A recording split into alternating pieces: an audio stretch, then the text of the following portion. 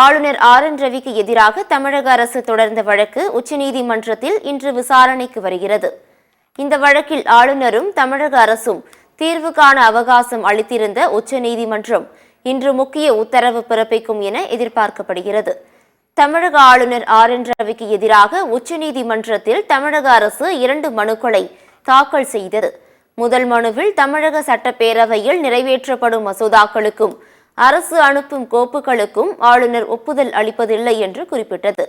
இதனைத் தொடர்ந்து துணைவேந்தர்கள் நியமனத்தில் ஆளுநர் ஆர்.என். ரவி குறுக்கீடு தொடர்பாக தமிழக அரசு கூடுதல் மனுவை தாக்கல் செய்தது.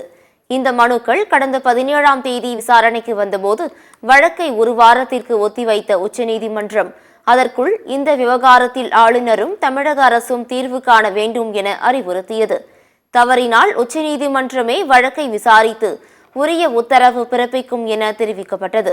இந்நிலையில் ஆளுநருக்கு எதிரான வழக்குகள் இன்று விசாரணைக்கு வரும் நிலையில் உச்சநீதிமன்றம் முக்கிய உத்தரவு பிறப்பிக்கும் என எதிர்பார்க்கப்படுகிறது.